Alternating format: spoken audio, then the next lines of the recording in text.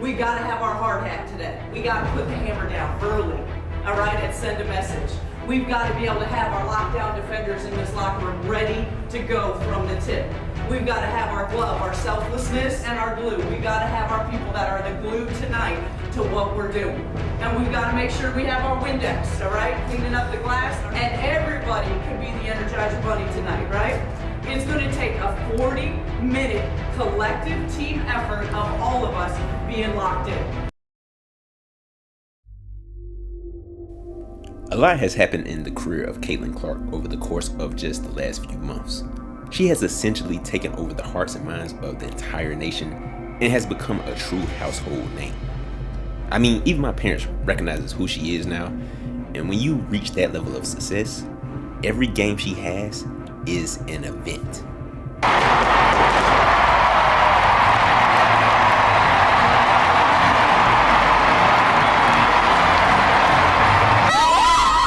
The level of frenzy that she drives is something I don't think we've seen on the women's side of basketball, and quite frankly, there has only been a few instances where we've seen it on the men's.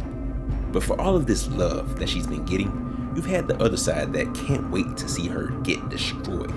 I addressed a lot of this in my video titled Caitlin Clark's Enemies Are Picking Apart Her Red Flags. You have a lot of people that are picking apart every little thing that she does, they perceive as something that makes her the worst player in the world. Every little thing that someone that is a fan of her says, people take it to heart. This has created a level of polarization, and we are seeing it come out in a certain regard in real life and real time. I mean, they genuinely want her to lose more than they want to win. And recently, they've been succeeding in their goals. Iowa has dropped 3 crucial games since the start of the new year. They all had a similar story. Iowa couldn't run their offense efficiently, and they also couldn't stop the other team's offensive attack. Now recently, Iowa has turned it around and even avenged one of their early losses against Ohio State. At recording this video, they just won the Big Ten Championship and avenged the loss to Nebraska. But a lot of people were using this as a reason that Caitlin Clark may not dominate later in the tourney, and even when she reaches the WNBA. Essentially, they were saying that teams may have figured her out. So in this video, I want to discuss if there is some truth to this.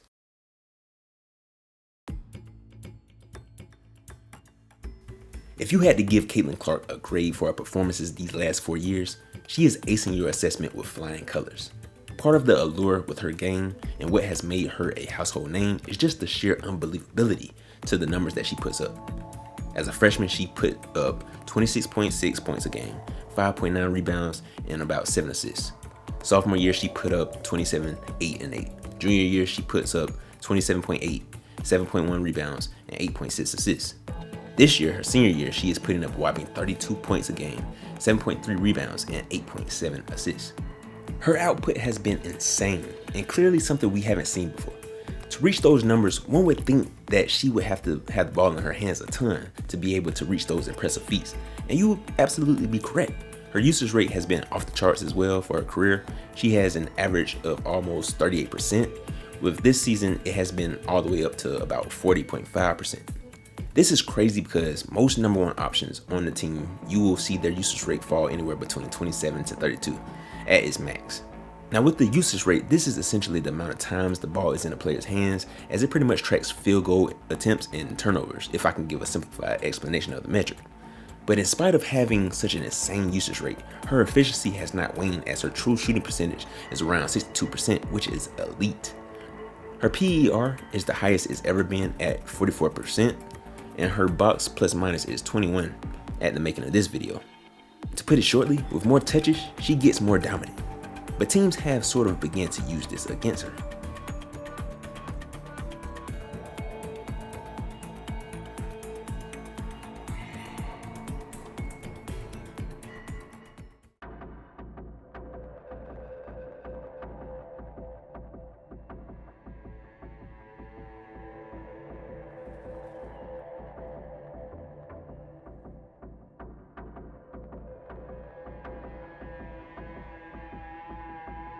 Does you coming to this game have anything to do with that team over there? Has nothing to do with it. No. Wait, what's relevant about them? What's relevant about Iowa? Yeah. You tell me. I don't see anything. I think our IU Hoosiers are way better. It's all about the Hoosiers. Hoosier Nation, baby! You might have heard of her. Number 22 over there is Caitlin Clark. She's from West Des Moines. Like 2 hours. Caitlin Okay, has any of your friends introduced you to her? Never heard of her. I've never heard of her. Okay, so you're rooting for the Hoosiers. Yeah. 100%. 100%. Okay, Fully. I've seen some people in like pinstripe pants, red and white pants, but they got a number 22 jersey in black and gold. What do you have to say about that?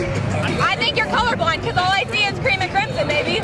In a high-stakes showdown, the number 14 Indiana Hoosiers sought redemption against the number 4 Iowa women's basketball team, fueled by the memory of their previous 86-57 defeat on January 13th. The sold-out Assembly Hall buzzed with anticipation 90 minutes before the game, setting the stage for a dramatic rematch. The Hoosiers delivered a scalding 86-69 victory, avenging their earlier loss and leaving a sellout crowd of 17,222 reveling in the conquest. Caitlin Clark had a formidable 20-point first half, but faltered in the second, scoring only 4 more points. Indiana seniors Sarah Scalia and Mackenzie Holmes led a dominant offensive performance, with Scalia contributing 25 points and Holmes adding 24, showcasing a potent inside and outside game. The loss dropped Iowa to 12-3 in the Big Ten, making their chances of securing a share of the regular season title slim. The Hoosiers, who became 13-3 in the conference, displayed superior defense, limiting Iowa to 38.8 shooting percentage and out-rebounding them 42-33. Indiana strategically employed a box-and-one defense to stifle Clark, forcing the Hawkeyes to struggle for baskets. For Indiana, the victory was a crucial statement win, propelling them to a half-game lead over Iowa in the Big Ten standings. Sarah Scalia's impressive 25-point performance and Mackenzie Holmes' contributions lifted the Hoosiers, who desperately needed the win for both morale and seeding reasons.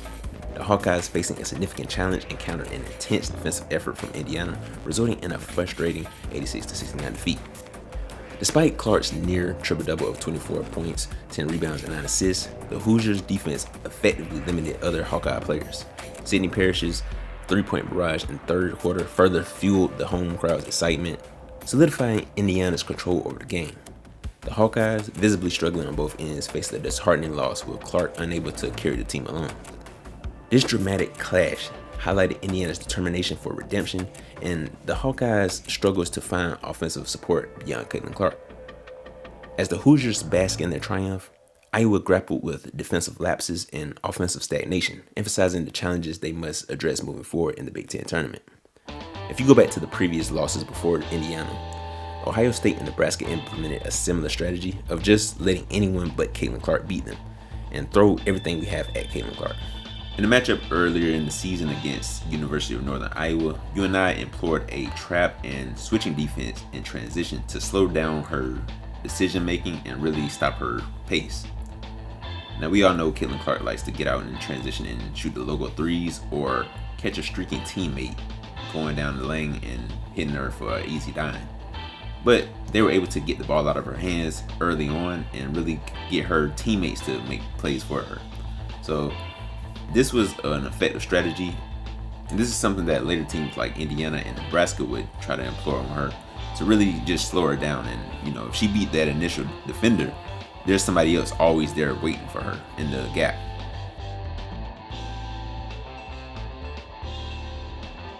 This strategy is very similar to some strategies we've seen in the NBA game. Giannis Antetokounmpo had to deal with this in his transition game by teams attempting to choke off his driving lanes and forcing him to pass it out, and this was before the Bucks went in the direction of surrounding him with shooters in a 5-out format. They called this building a wall. The Raptors and Heat most notably employed these strategies. You also had how the Raptors played Steph Curry in the 2019 finals when Kevin Durant went down with an Achilles injury. They put a box of one on him in the half court and attempted to make it extremely difficult for him to get shots off. The thing with Caitlin is she has to deal with the half court strategy and the transition strategy because she is so lethal in both circumstances. Could this ultimately be the strategy that takes her out for good? Well, we'll have to see about that. So the way that Lisa Bluder wanted to deal with this was basically something I would have liked her to do the full season, and was just empowering the others around Caitlin Clark. Having them really look to be aggressive as scorers, because while it is okay to be glue players and be ready to do all the things like defend, rebound, and pass, you still need a secondary and maybe even a third scorer. If everyone acts like a glue player, then that puts way too much pressure on Caitlin to score, and they don't have the playmakers to succeed with that strategy. Instead, by them being aggressive, you throw the defense off of their strategy of putting all their attention on Caitlin. And look, Caitlin will be fine because she can just pick her moments where she absolutely dominates the game based on what she is seeing out there in terms of the defense. The two players that have really taken advantage of this is Kate Martin and Hannah Stuelke. Kate Martin has been consistently putting pressure on the defense by taking it to the teeth and finishing around the basket. Hannah Stuelke has just really been finishing like never before and just picking her spots to attack a lot better, going around defenders instead of going through them, since she often is undersized at that center position. Then you have the players that really been picking it up down the stretch, like Gabby Marshall, shot starting to fall, as well as Kylie Feuerbach, really hitting her shots and defending really well and aggressively. Taylor McCabe and Sydney Forster just deserves more minutes because every time they play, good things happen, so I really want them playing more. The injury to Molly Davis is tough because she is a gamer and the second best playmaker. Playmakers make Caitlin's jobs easier, so losing her could affect this team, so everyone else will have to step up their playmaking to make up for it. I really like Bluder's strategy of running pick and rolls for the guards and wings not named Caitlin, because a lot of them struggle to create for themselves, but they can also hit that mid-range shot, so screening their defenders opens a new level of offense for them. Caitlin Clark recently declared for the WNBA draft and set the basketball world off. A lot of people stated their doubts about whether her game can translate to that stage, especially right away. Ever seen. Unmatched. I am unwilling, and maybe it's more the Kobe mentorship around me, to say that she is great yet. I think she is the most prolific scorer the game has ever seen. I hold great for the levels of immortality or the pantheon to when you win championships. That's just me. So Diana Taurasi, when you win 3 consecutive championships, 2-time National Player of the Year, it has to culminate with the chip. It has to. I mean, Breanna Stewart, if we're talking about GOAT legends of the game, she's won 4 chips. 4 chips, multiple National Players of the Year. So I'm not saying that she's not at a high level, but for it to go to the states of immortality, in my opinion, it has to culminate with your team winning a championship. That for people who have never watched a WNBA game, it's good. Like, these women can play. And because there are very few roster spots, like, it's a real job. So people look at new players coming in and they look at that and say, oh, you trying to come take my job. Like, nah, it's not gonna be that easy. So will Caitlin Clark be a good pro? Absolutely. Will Caitlin Clark come into the WNBA and do what she's doing right now? Immediately? Absolutely not. Not on the right team? Caitlin Clark right now probably takes about 40 shots a game. I know you like that. Hell yeah. When she comes to the league, probably ain't gonna get 40 shots a game. I do think those two players not only will get there, well, they will be hell of a WNBA players. They will get there. But more than that, their popularity will absolutely be good for the league and bring in fans that the league hasn't had before. A lot of people have used these losses as a reason why and how she would struggle in the WNBA, especially the Indiana game in particular, because Caitlin had brought up the physicality that was allowed in that game as she was face guarded by a bigger wing opponent while also being zoned up against in a box-on format. What people aren't realizing is outside of switching up the strategy and putting her off ball more and just empowering her teammates, she will also just have better teammates in general. That Indiana Fever team has a ton of weapons around her, from the obvious co-star and franchise cornerstone in Aliyah Boston. If Caitlin formed an unstoppable duo with Monica Zanotto, what do you think she would do with Aliyah Boston? She also has Nelissa Smith, who is also dominant down low and can even catch lobs. She has Kelsey Mitchell, who was the previous record holder of all of the Big Ten awards that Caitlin recently broke, like the scoring record and the three-point records. In my estimation, they can form a CJ McCollum and Damian Lillard-like offensive attack in the backcourt. They also picked up Katie Lou Samuelson, who can be a big wing or even a stretch four, and her ability to shoot off the screens just adds another dynamic. Now, I do have some defensive concerns, but if all goes right, I think this could be one of the greatest offensive teams the WNBA has ever seen. And if they just outscore opponents and don't get torched defensively, then watch out. Point being, you won't be able to run a box-on-one at her at the next level. And if you try to put your best wing defender on her while doing it, you are basically giving up free points to her teammates, and you will still lose. Also, you got Aliyah Boston and Nelissa Smith setting off-ball screens for her. Like, players would definitely get stuck on that, and she would have wide open shots coming off of those screens. So pick your poison. All the strategy has basically done is giving her more knowledge to add to her basketball IQ, and making her a smarter player will only increase her dominance in the long run.